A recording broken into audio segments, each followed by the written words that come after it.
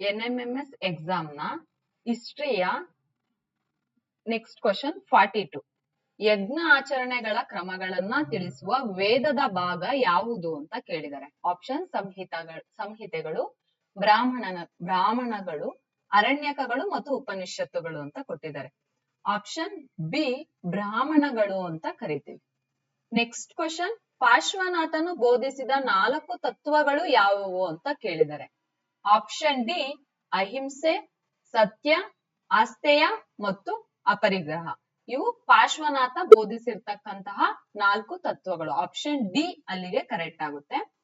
ವರ್ಧಮಾನ ಮಹಾವೀರನ 5ನೇದು ಬರುತ್ತೆ. ಅದು ಆತ ಏನ್ ಮಾಡ್ದ ಅಂದ್ರೆ 5ನೇ ತತ್ವವನ್ನ ತಗೊಂಬಂದಿದ್ದು. ಅದನ್ನು ಸಹ ನೀವು ನೋಡ್ಕೋಬೇಕಾಗುತ್ತೆ. ಮುಂದಿನ ಕ್ವಶನ್ 44.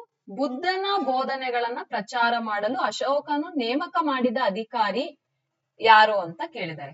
ಬುದ್ಧನ ಬೋಧನೆಗಳನ್ನ ಪ್ರಚಾರ ಮಾಡಲು ಅಶೋಕನು ನೇಮಕ ಮಾಡಿದ ಅಧಿಕಾರಿ ಯಾರು ಅಂದ್ರೆ ಬಿ ಆಪ್ಷನ್ ಧರ್ಮ ಮಹಾಮಾತ್ರರು ಅಂತ ಕರೀತಾರೆ. ಅಂದ್ರೆ ಅಶೋಕ ತನ್ನ ಮಗ ಸಂಘಮಿತ್ರೆ ಮತ್ತು ಮಗ ಮಹೇಶ ಮತ್ತು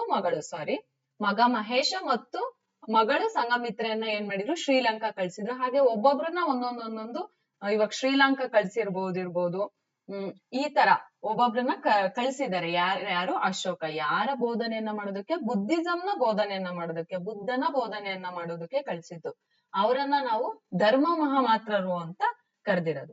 ನೆಕ್ಸ್ಟ್, ಸುಭಾಷ್ ಚಂದ್ರ ಬೋಸ್ ರವರು ಇವರ ಪ್ರಭಾವದಿಂದ ರಾಜಕೀಯಕ್ಕೆ ಬಂದರು ಅಂತ ಕೇಳಿದ್ದಾರೆ.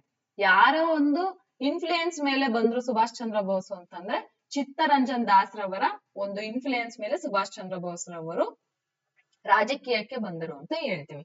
ಇಲ್ಲಿಗೆ NMMS ಅಲ್ಲಿ ಕೇಳಿರ್ತಕ್ಕಂತ 10 ಕ್ವಶನ್ಗಳು, ಹಿಸ್ಟ್ರಿಯ 10 ಕ್ವಶನ್ಗಳು ಕಂಪ್ಲೀಟ್ ಆಗಿದೆ.